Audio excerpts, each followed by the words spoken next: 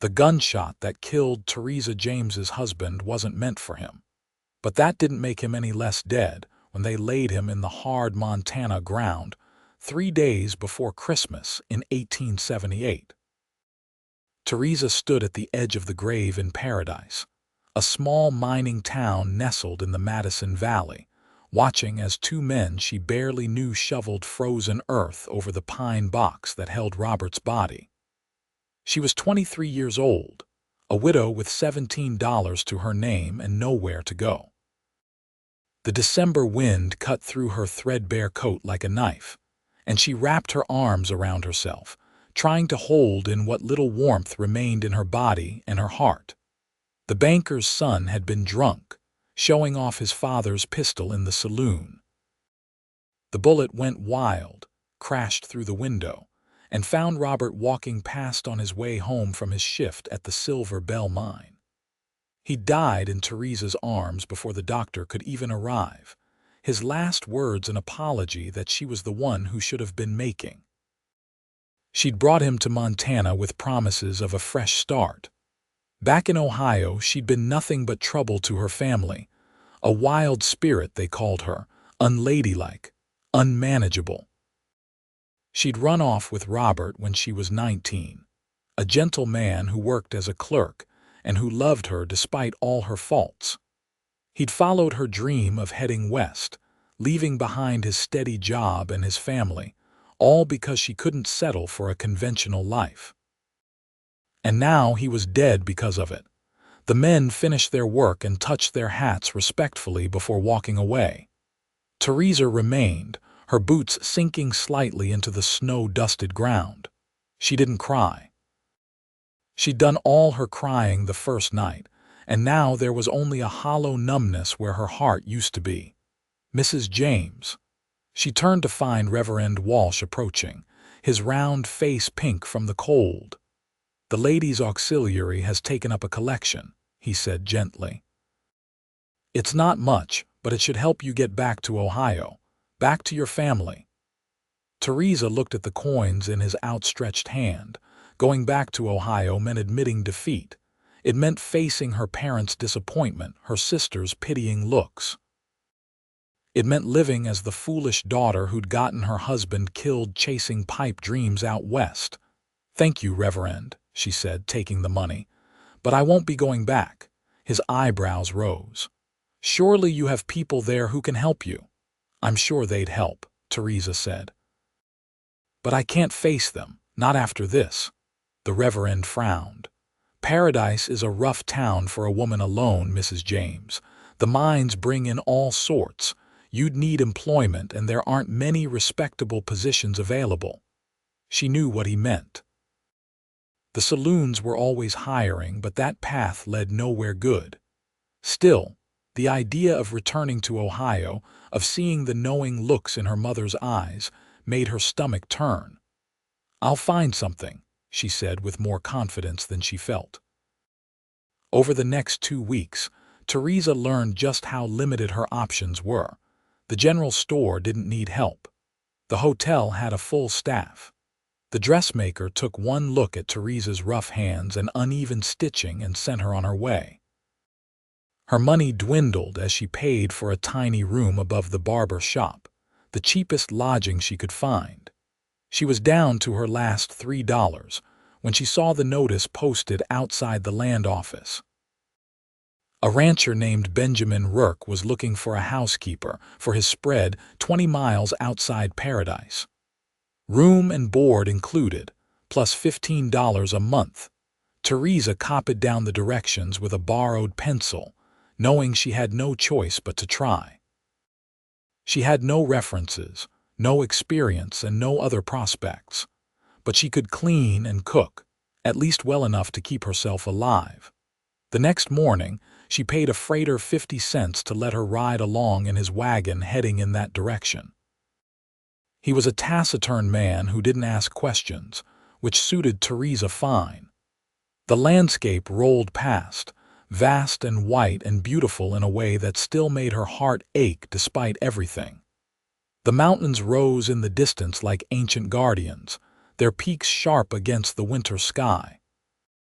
They passed through valleys where cattle stood in clusters, their breath steaming in the cold air. The ranches out here were spread far apart, each one its own small kingdom carved from the wilderness. After about 2 hours, the freighter pointed to a road branching off to the north. "Rourke Place is about 3 miles that way," he said. "You sure you want me to leave you here? That's a long walk in this cold." "I'll manage," Theresa said, climbing down from the wagon. "Thank you for the ride." She started walking, her worn boots crunching through the crusty snow. The wind was relentless, and she had to stop twice to rewrap her scarf around her face. By the time she saw the ranch buildings in the distance, her feet were numb and her lungs burned from breathing the frigid air. The ranch was bigger than she'd expected. A large house sat at the center, built from logs and river stone with smoke rising from 2 chimneys. Outbuildings spread around it. Barns, corrals, a bunkhouse. She could see cattle in the far pastures, dark shapes against the snow. As she approached the main house, a man emerged from the barn. He was tall, broad-shouldered, wearing a heavy coat and a wide-brimmed hat that shadowed his face. He stopped when he saw her, then walked toward her with long strides. "Help you?" he called out when he was close enough. Theresa's teeth were chattering too hard to answer immediately. Up close, she could see he was probably in his early 30s with strong features and blue eyes that studied her with concern. "I'm here about the position," she managed to say. "The housekeeper job." His eyes widened slightly. "You walked from town, got a ride part of the way." "Jesus," he muttered. "Come inside before you freeze to death. We can talk where it's warm."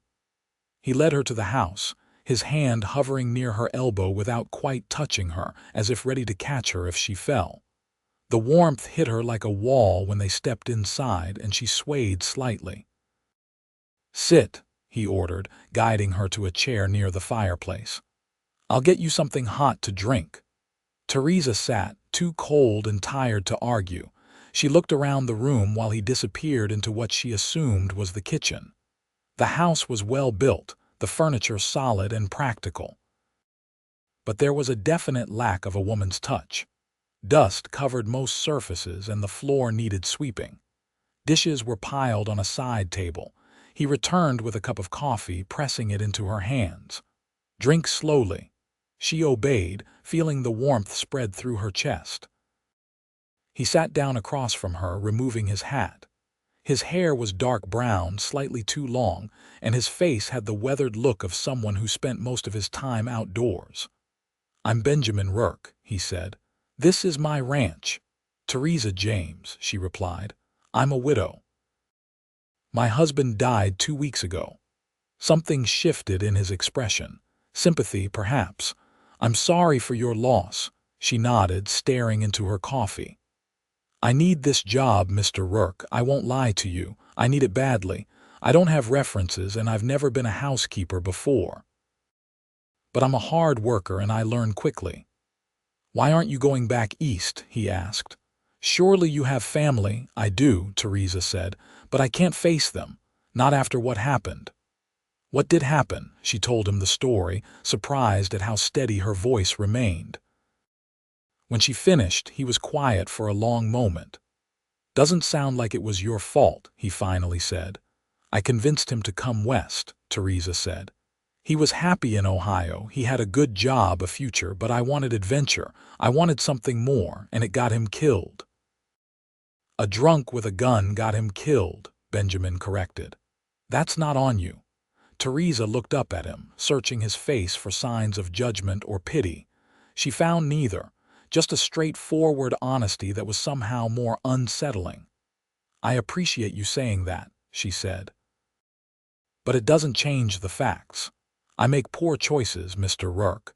I'm reckless and foolish and people around me suffer for it. If you hire me, you should know that. I'll only disappoint you."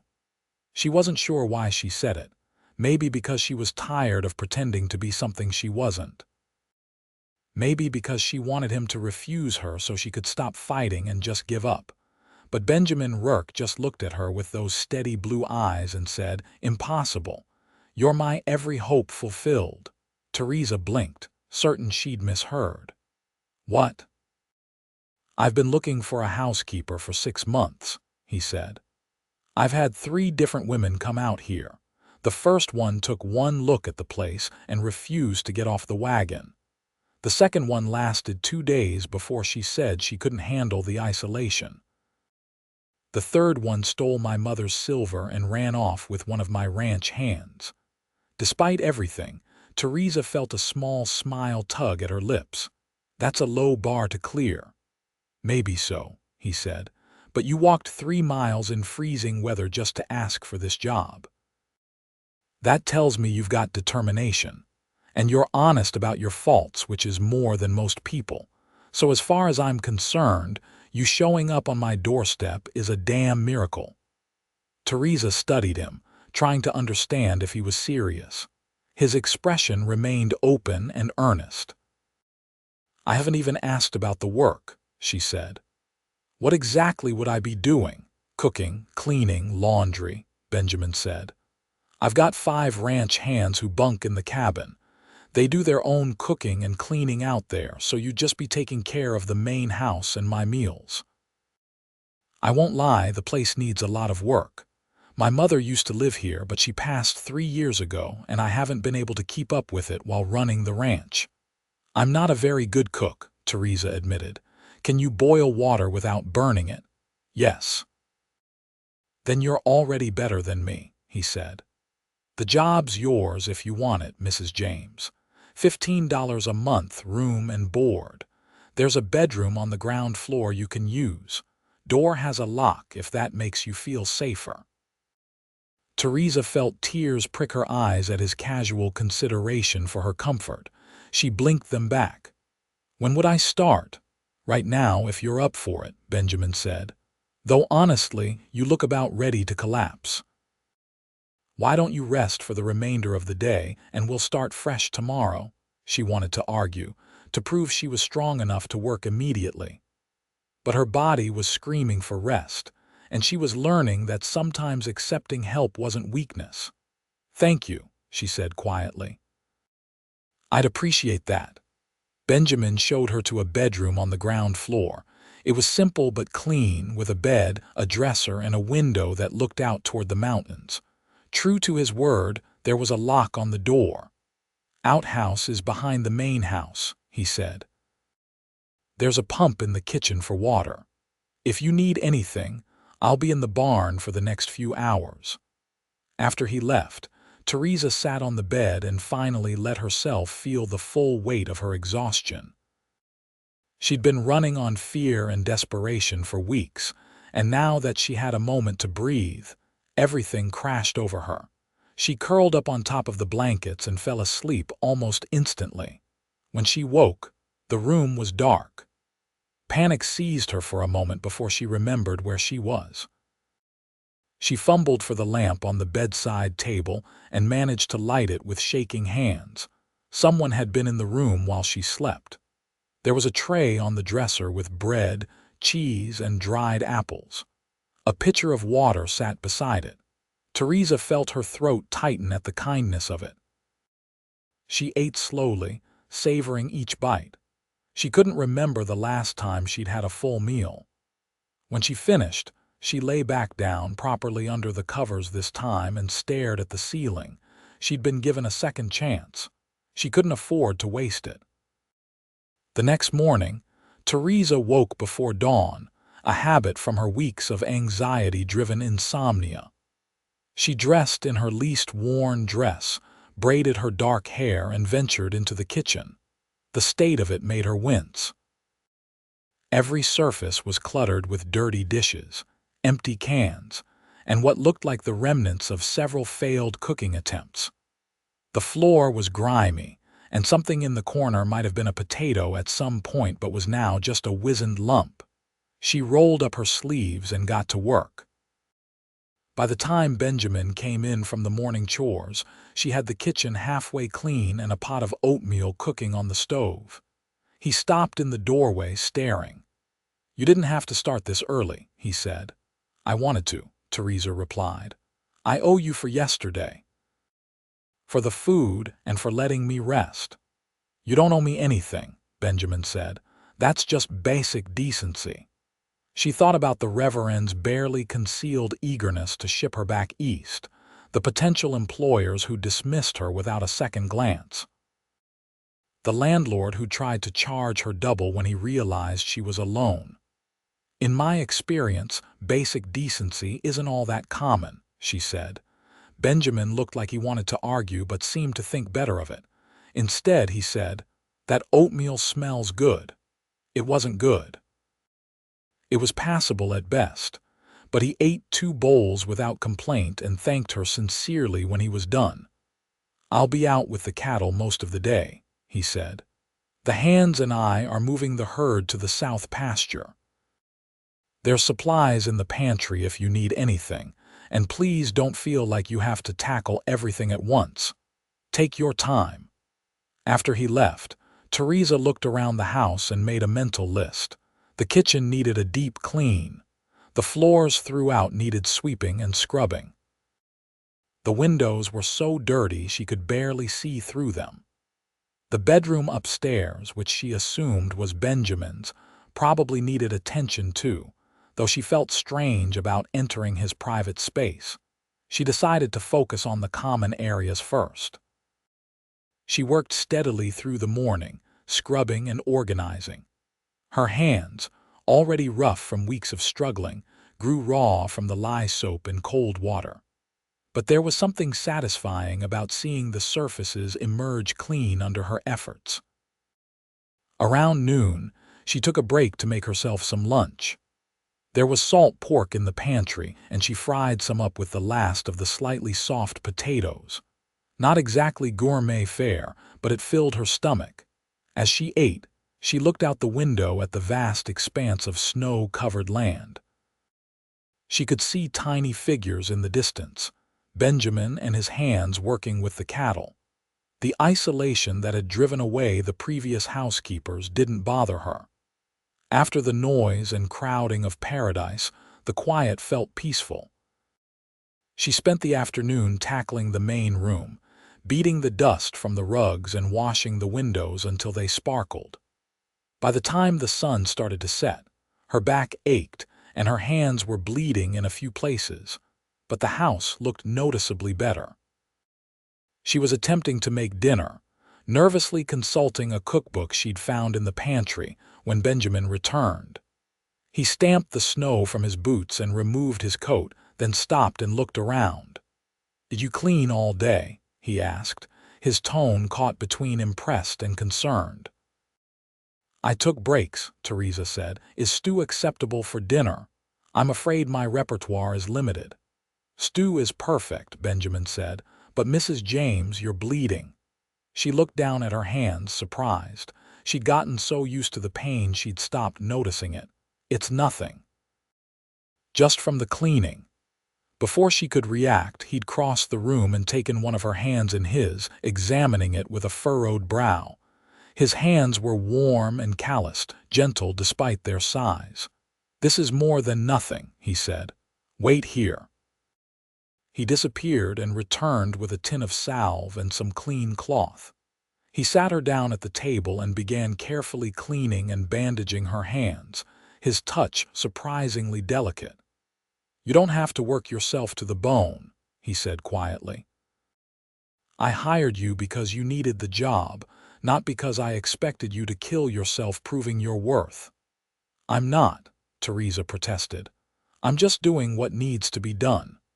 "At the expense of your own health," Benjamin said. He finished wrapping her hands and looked up at her. "I need you to understand something. This isn't Ohio, where women are judged by how perfectly they keep house. This is Montana. Life here is hard enough without adding unnecessary pressure. Do your best, but don't destroy yourself doing it." Theresa felt her eyes burn. She'd been expecting criticism, disappointment. Instead, he was worried about her welfare. "I don't know how to do anything halfway," she admitted. "It's part of why I'm so difficult." Or maybe it's part of what makes you strong, Benjamin said. Over the following weeks, they fell into a routine. Benjamin would rise before dawn to handle the livestock, and Theresa would have breakfast ready when he came in. He'd work until sunset, often coming home exhausted and covered in dirt or snow. She'd have dinner waiting, and they'd eat together, gradually learning to talk beyond simple pleasantries. She learned that he'd inherited the ranch from his father 5 years ago. His mother had stayed on to help him, but her death from pneumonia had left him alone. He'd poured himself into the work, building the herd, improving the land, but the house had suffered from neglect. He learned that she'd grown up in a strict household where her high spirits were constantly suppressed. She'd felt suffocated by expectations, desperate for freedom. Running away with Robert had seemed like an escape, but she just traded one cage for another. "He wasn't a bad man," she said one evening as they sat by the fire after dinner. "Robert, he was kind and patient, but I think he hoped I'd settle down once we were married, become the conventional wife I was supposed to be." "Did you try?" Benjamin asked. "Yes," Theresa said. "I tried very hard. But I was miserable, and I think he knew it.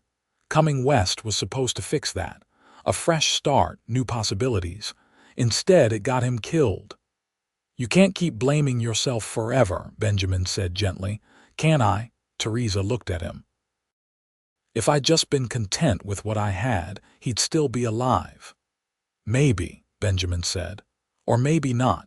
You can't know what would have happened. All you can do is live with the choices you made and try to make better ones going forward." It was advice she tried to take to heart. She focused on her work, on creating order from chaos. The house slowly transformed under her care. She learned to cook from the cookbook, experimenting with recipes until she could produce meals that were actually good. She mended Benjamin's worn clothes, darned his socks, made curtains from old fabric she found in a trunk. Benjamin, for his part, was unfailingly kind. He never complained when meals were late or when she accidentally shrunk one of his shirts in the wash. He fixed the pump when it froze, brought in extra firewood during cold snaps, and always thanked her for her efforts. She told herself the warmth she felt around him was just gratitude. He'd saved her from destitution, given her purpose. It was natural to feel fondness for someone who'd shown her such kindness. But as winter melted into spring, she had to admit it was more than that. She noticed the way his eyes crinkled when he smiled, the way he always removed his hat when he came inside, a small courtesy his mother had probably taught him. How he'd sometimes hum while doing chores, tuneless but cheerful. The strength in his hands when he carried heavy loads, the gentleness in them when he'd helped a calf struggling to stand. She tried to suppress these feelings. She was still in mourning, technically, and even if she wasn't, getting involved with her employer was a terrible idea. She'd already ruined one man's life with her presence. She couldn't risk doing it again, but her heart didn't seem to care about logic. One warm April afternoon, she was hanging laundry when one of the ranch hands came running up to the house. "Mrs. James," he said, breathless, "there's been an accident. Benjamin was working with one of the horses and it spooked, threw him hard." Theresa's stomach dropped. "Where is he, Barn?" "We got him inside, but he's hurt bad." She ran, her heart pounding. She found Benjamin lying on a pile of hay, his face pale, one leg bent at an unnatural angle. The other hand stood around looking helpless. "We need to get the doctor," one of them said, "but that's a 3-hour ride to town." Theresa knelt beside Benjamin, her hands shaking. His eyes were open but glazed with pain. "Legs broken," he said through gritted teeth. "Damn fool horse." "Don't talk," Theresa said. She looked at the hands. "Get him into the house, carefully. And yes, someone ride for the doctor. The rest of you, I need clean cloth, hot water, and whiskey." They moved quickly to obey. Theresa had no medical training, but she'd seen enough injuries to know what needed to be done. They got Benjamin into his bedroom and she cut away his pant leg to examine the break. It was bad. The bone hadn't broken through the skin, thank God, but she could see the displacement. She'd have to set it before the doctor arrived or the damage could be permanent. "This is going to hurt," she told Benjamin. "I figured," he said, trying for a smile. "Do what you have to do." She gave him whiskey to drink, then used the rest to clean the area. The hands held him down while she pulled the legs straight, feeling for the bone alignment. Benjamin's scream echoed through the house, and Theresa felt tears stream down her face. But she didn't stop until she was sure it was as set as she could manage. She splinted it with boards and wrapped it tightly, then stayed by his side as the shock and whiskey pulled him into unconsciousness. The doctor arrived as the sun was setting. He examined Theresa's work and nodded approvingly. "You did well," he said. "The bone's aligned properly. He'll need to stay off it for at least 6 weeks, maybe more, but he should heal fine." Relief flooded through her. "Thank you." "Thank yourself," the doctor said. "If you hadn't said it when you did, he might have lost the leg." After the doctor left, leaving laudanum for the pain, Theresa sat in a chair beside Benjamin's bed. She'd sent the ranch hands back to their quarters with instructions to manage things as best they could. She knew they were capable men, but without Benjamin's leadership, she worried. One worry at a time, she told herself. Benjamin woke in the night, groggy from the laudanum. She helped him drink water and gave him more medicine for the pain.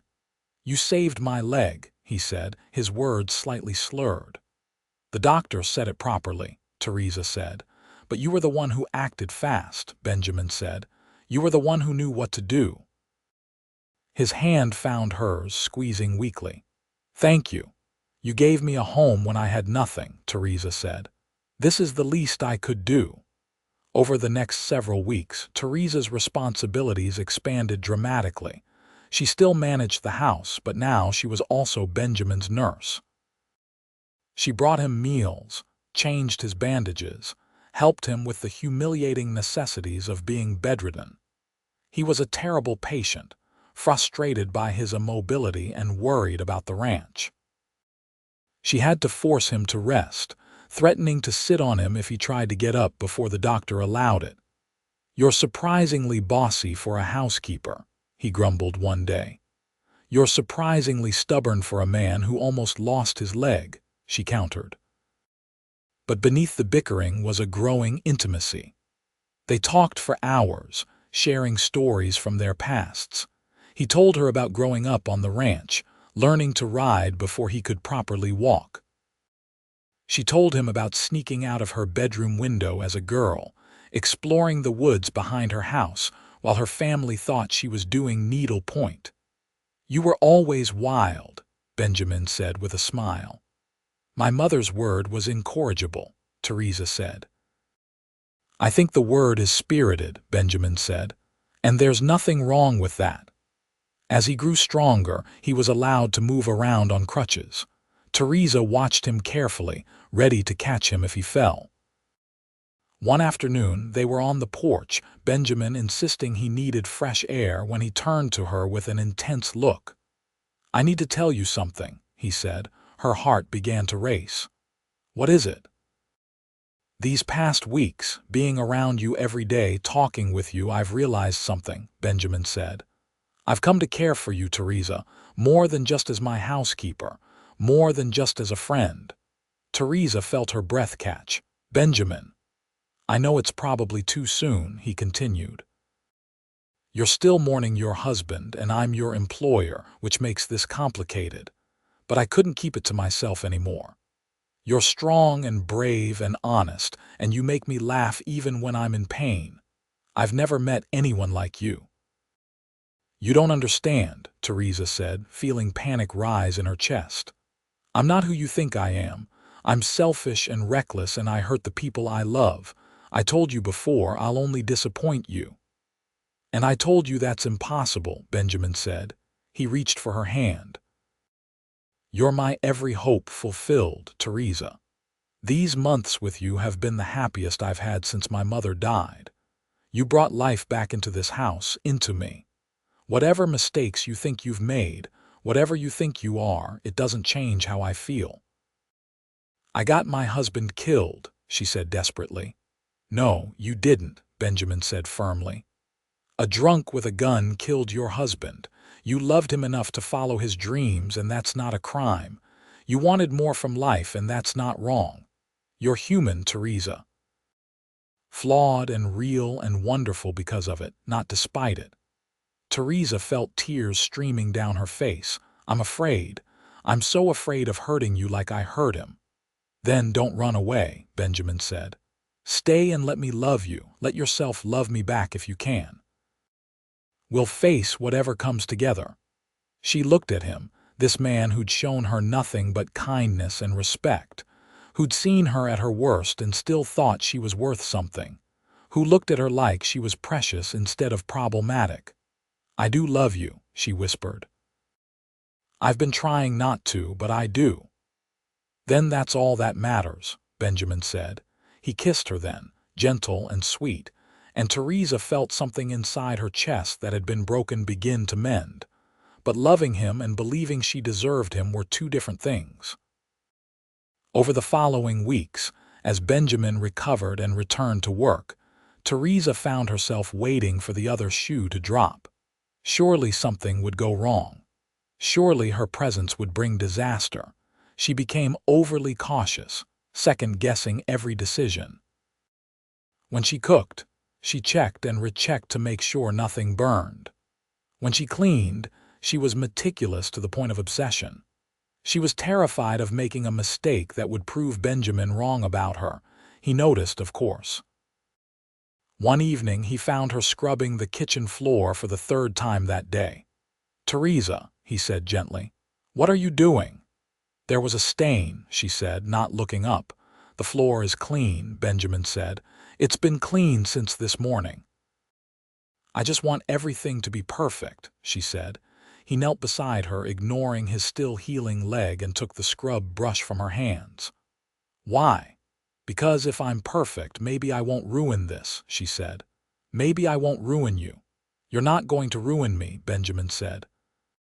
And I don't need you to be perfect, I just need you to be you. But what if that's not enough? Theresa asked. What if I'm not enough? Benjamin cupped her face in his hands. You are more than enough, you're everything, but you have to believe that yourself. I can tell you every day for the rest of our lives, but until you accept it, you're going to keep torturing yourself. I don't know how to believe it, she admitted. Then let me show you, he said. He started small.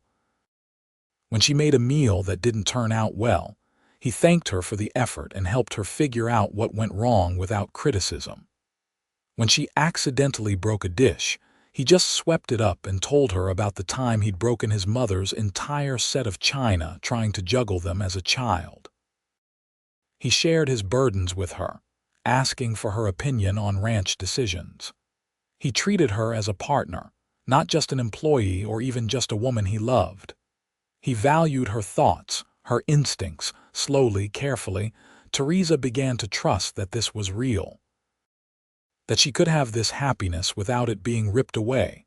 Summer arrived, turning the Montana landscape green and gold. The cattle fattened on good grass, and the ranch thrived under Benjamin's careful management and Theresa's efficient household. One warm June evening, they sat on the porch watching the sunset. Benjamin's leg had healed well, though he still limped when he was tired. Theresa leaned against his shoulder, feeling content in a way she'd never experienced before.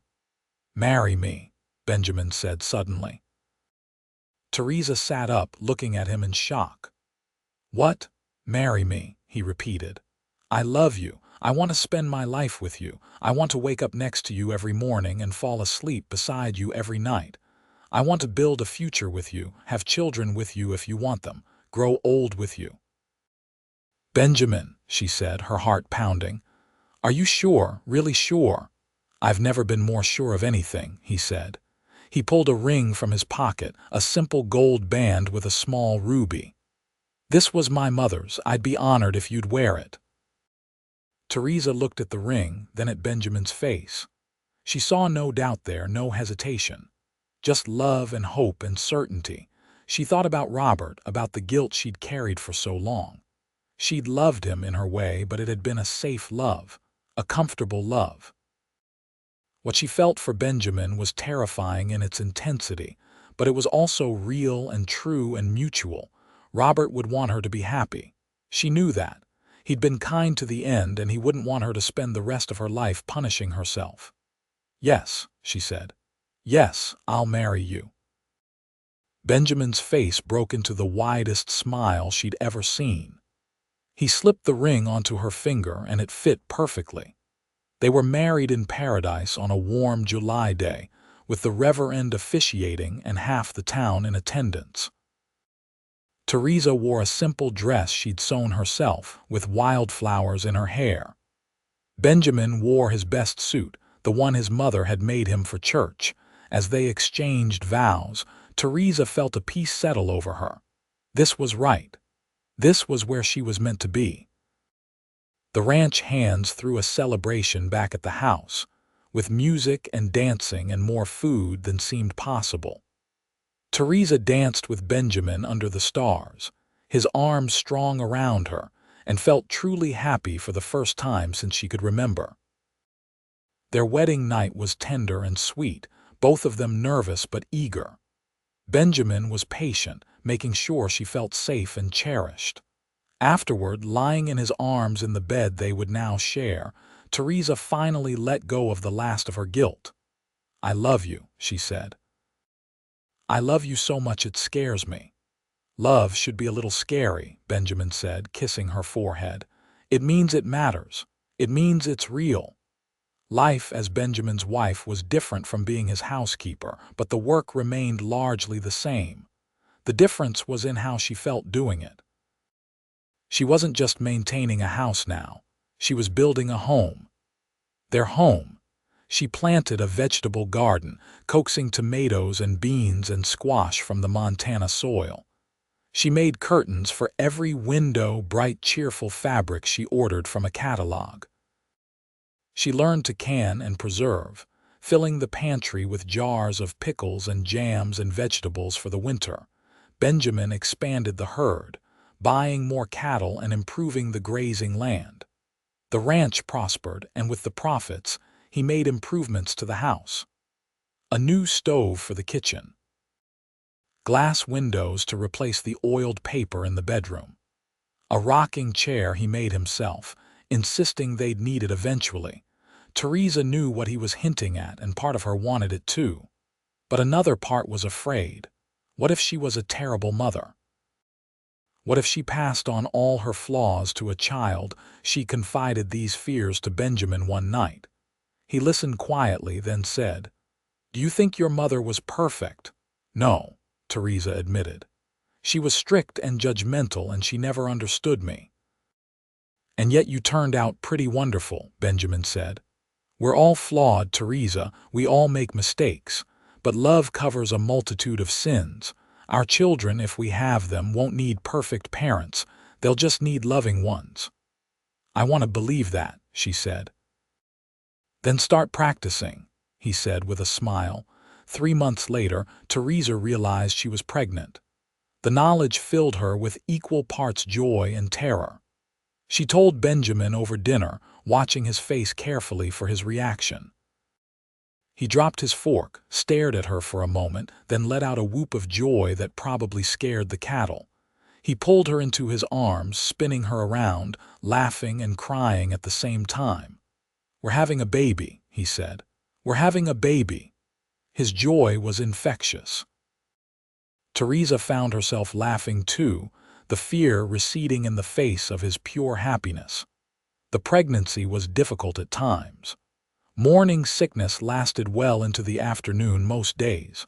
Her back ached, and she was tired all the time. But Benjamin was attentive and helpful, taking over more of the household chores despite her protests. "You're growing a human being," he said. I think I can handle the dishes." As winter approached again, Theresa grew large and uncomfortable. The baby was active, kicking at all hours. She'd lie awake at night feeling the movements, talking softly to the child inside her. "Your father is a good man," she'd whisper. "The best I've ever known. And I promise I'll try to be a good mother to you. I'll make mistakes, but I'll love you with everything I have." Benjamin would sometimes wake and find her like this. He'd put his hand on her belly, feeling the kicks, his face full of wonder. "I can't wait to meet you, little one," he'd say. The baby came on a cold February night, a month after Theresa's 25th birthday. The labor was long and painful, attended by the doctor from Paradise and 2 women from town who'd offered to help. Benjamin paced the main room, refused entry to the bedroom, nearly wearing a hole in the floor with his worry. Finally, after what felt like an eternity, he heard a baby's cry. The doctor emerged, smiling.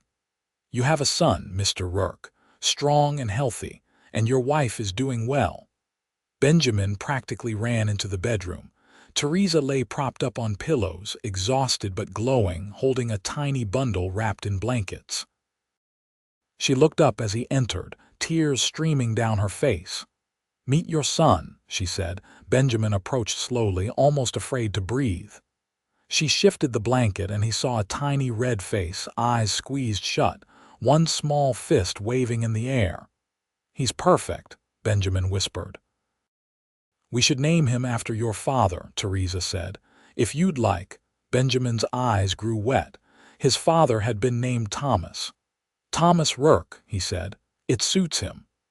He sat carefully on the edge of the bed and Theresa placed the baby in his arms.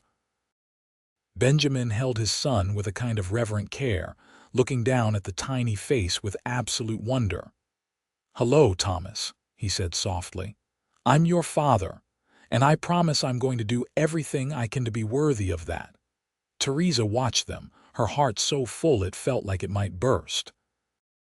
This was her family. This was her home. And somehow, despite all her mistakes and fears, she'd found her way to exactly where she needed to be. Motherhood was everything Theresa had feared and nothing like she'd expected. Thomas was a demanding baby, waking every few hours to nurse, crying when he was wet or hungry or just lonely. She was exhausted beyond measure, her body still recovering from childbirth while trying to meet the needs of a newborn. But he was also wonderful. The way he'd grasp her finger with his tiny hand, the small sounds he made when he was content, the way he'd look at her with those unfocused baby eyes, and she'd feel a love so fierce it was almost frightening. Benjamin was a devoted father, changing diapers without complaint and walking the floor with Thomas when he was fussy. On the nights when Theresa was too tired to function, he'd bring the baby to her to nurse, then take him back so she could sleep. "You're going to spoil him," she said one night, watching Benjamin rock their son. "Good," Benjamin said. "He deserves to be spoiled." As winter turned to spring, Thomas grew and changed. He started smiling, then laughing, his whole face lighting up when he saw his parents. Theresa would spend hours just playing with him, watching him discover his hands and feet. She was still afraid sometimes. Afraid she'd make the wrong decision, give the wrong advice. But Benjamin was always there to reassure her, to remind her that loving their son was the most important thing. "Look at him," Benjamin said one day as Thomas lay on a blanket, trying to roll over. "He's healthy and happy and loved. You're doing everything right, Theresa." She wanted to argue, to list all the ways she was falling short. But looking at her son, seeing his joy, she had to admit that maybe Benjamin was right. Maybe she was doing okay after all. The ranch continued to thrive. Benjamin hired another hand to help manage the increased workload. Theresa managed the household while caring for Thomas, somehow finding time to keep everything running smoothly. On their second wedding anniversary, Benjamin surprised her with a trip to paradise. They left Thomas with one of the ranch hand's wives, a kind woman who had 4 children of her own and insisted it was no trouble at all. "I feel guilty leaving him," Theresa said as they rode into town. "He'll be fine for a few hours," Benjamin said. "And we deserve some time together, just the 2 of us." He took her to the hotel restaurant, a luxury they rarely afforded. They ate steak and potatoes, and Theresa felt like a grand lady in her nicest dress. Afterward, they walked through town, hand in hand, looking in shop windows.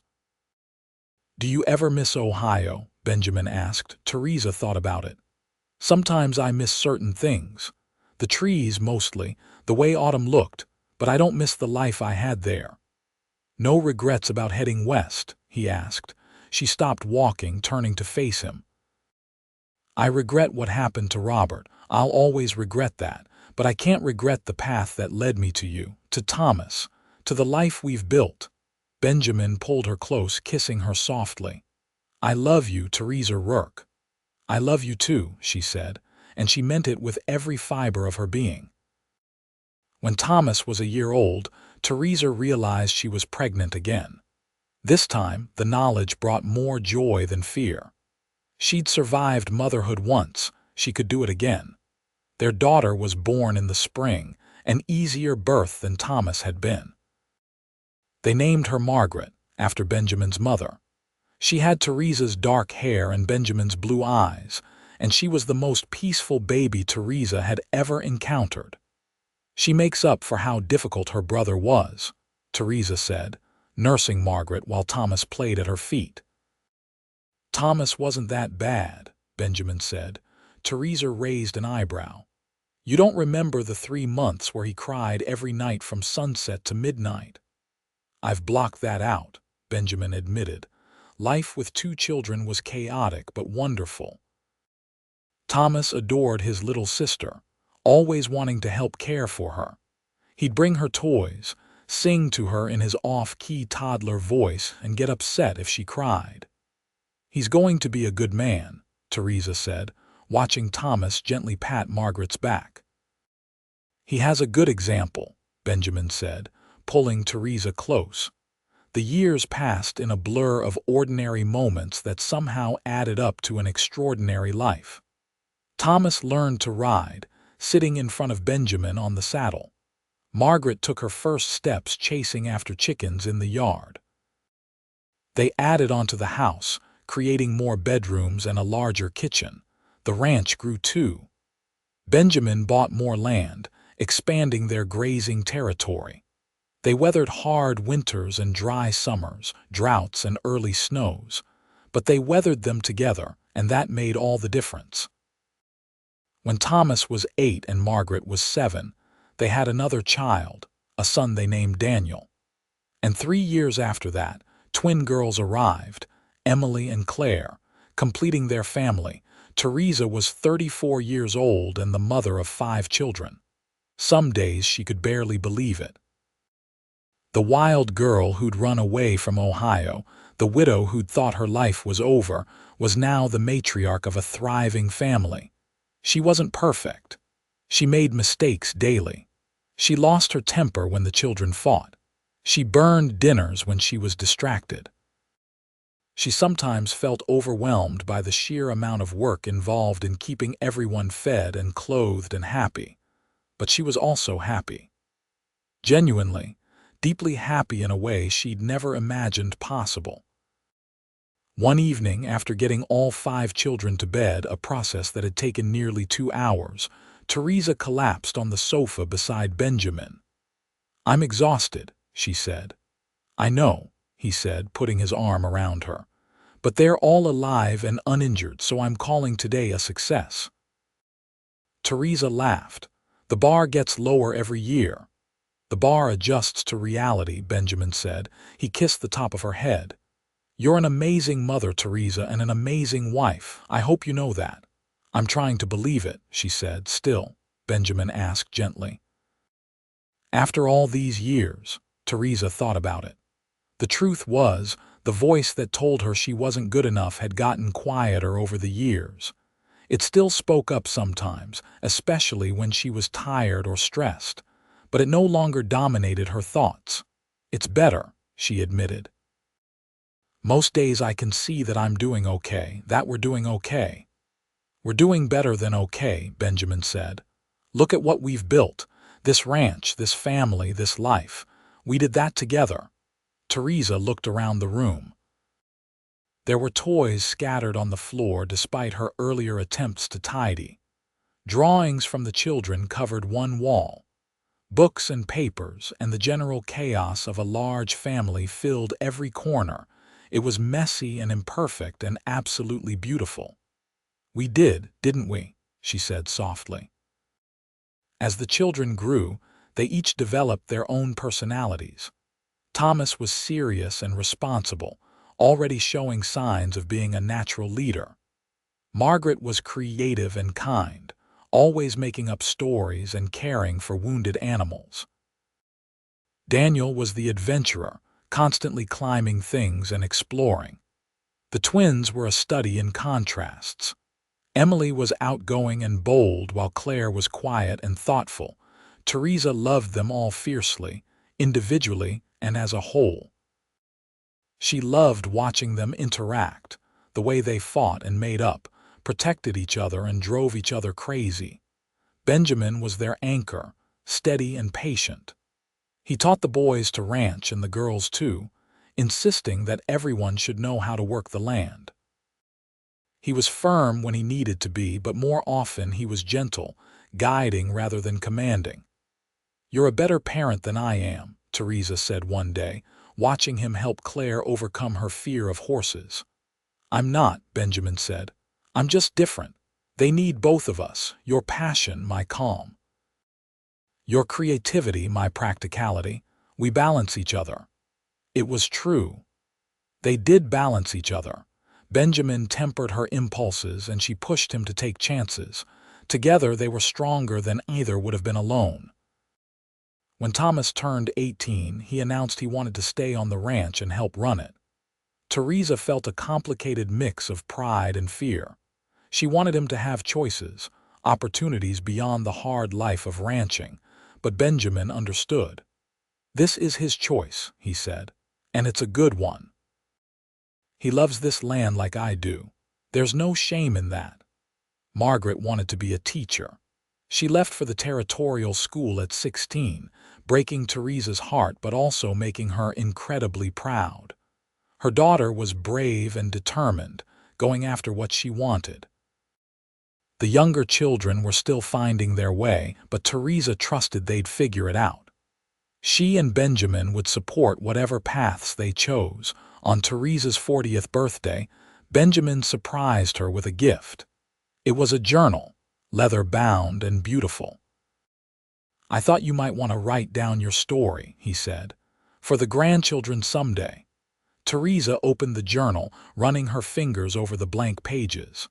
"What story would I tell?" "The truth," Benjamin said.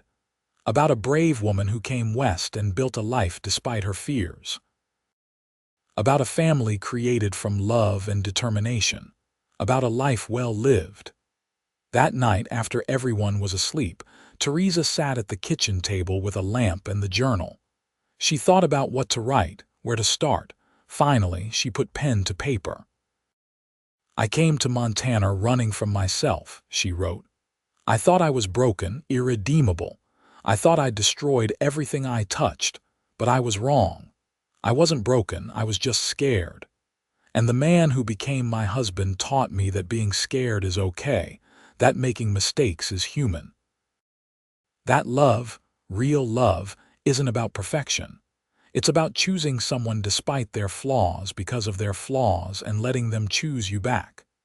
She wrote late into the night, the words flowing faster than she expected. She wrote about Robert and the guilt she'd carried.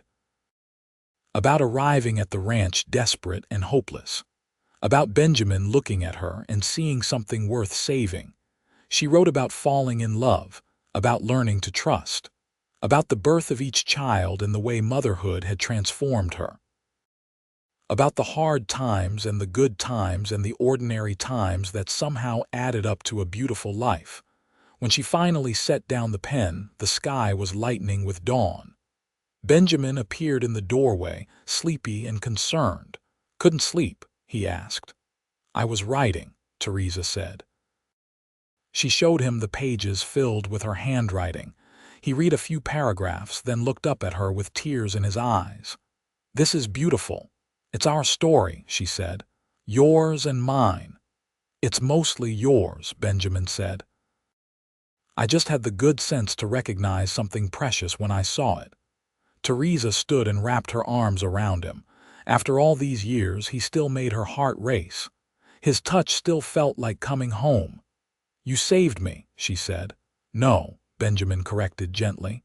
"You saved yourself. I just gave you a safe place to do it."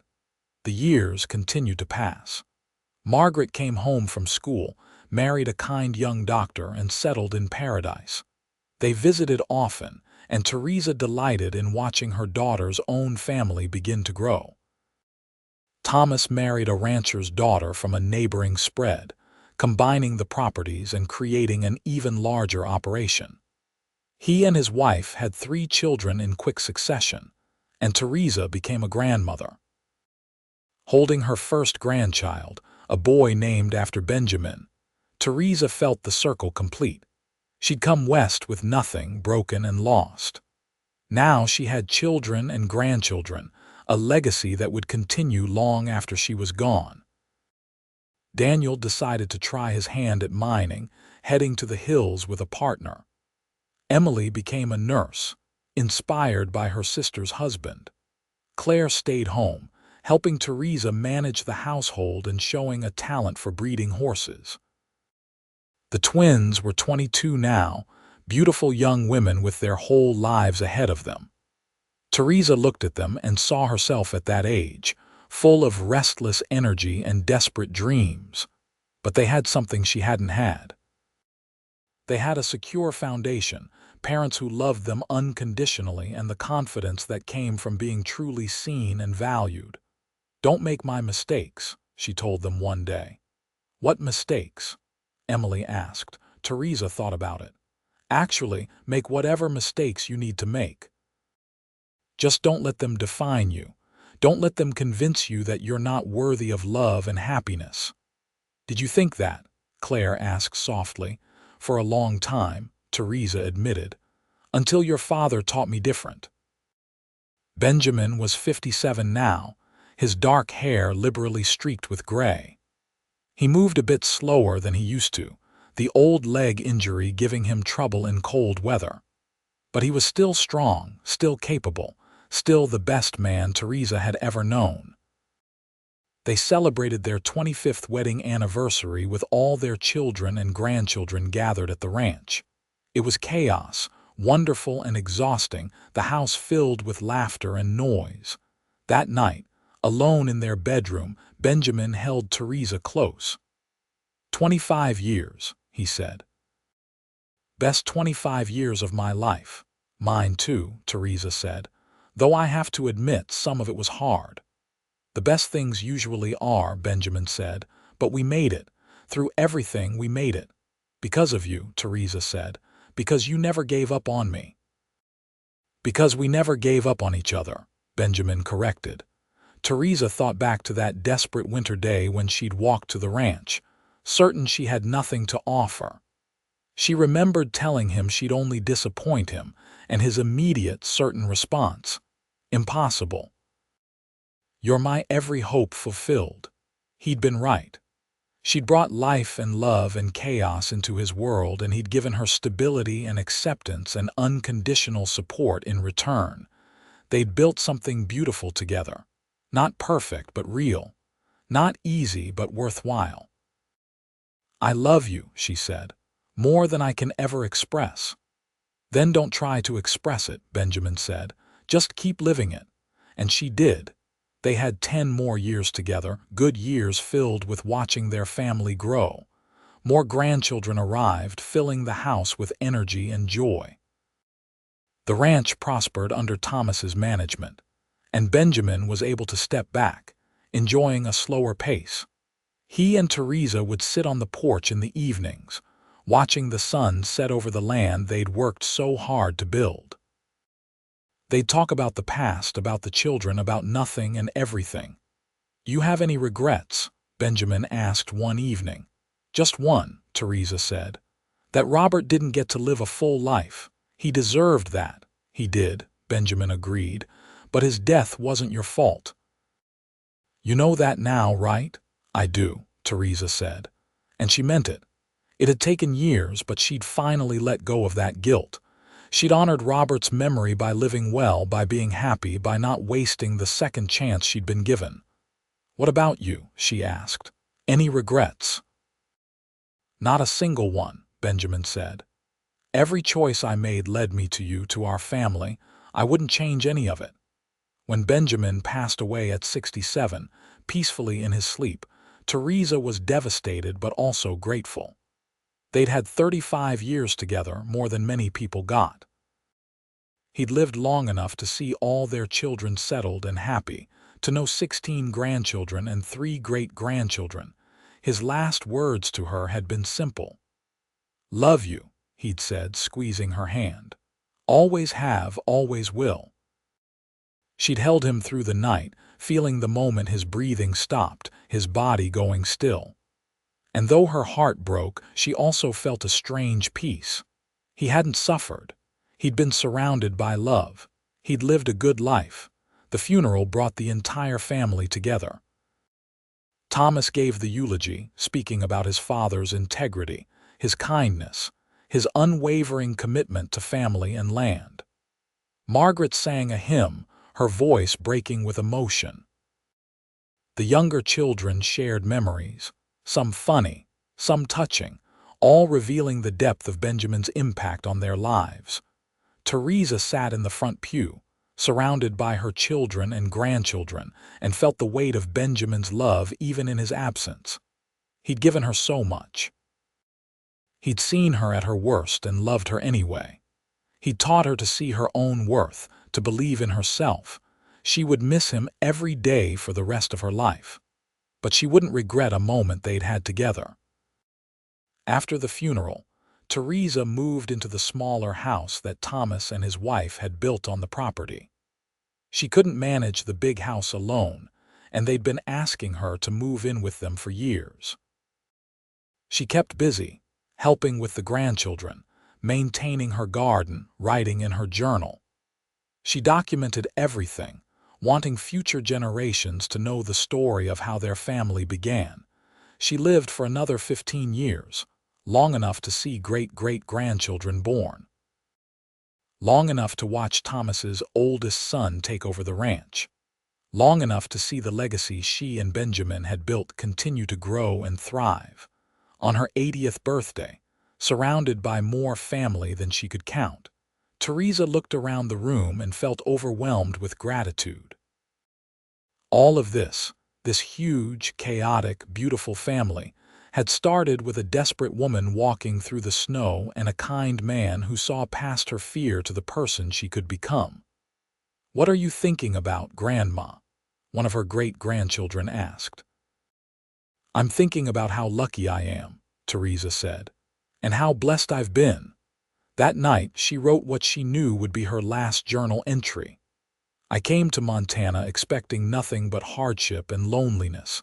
Instead, I found love, purpose, and a family beyond my wildest dreams. I thought I was broken, but Benjamin showed me I was just waiting to be seen. He looked at me and saw not my flaws but my potential, not my mistakes but my strength. He loved me when I couldn't love myself, and that love transformed me. To anyone reading this in the future, know that you come from love. You come from struggle and triumph, from mistakes and redemptions, from 2 people who chose each other against the odds. You come from a woman who thought she'd only disappoint, and a man who saw her as his every hope fulfilled.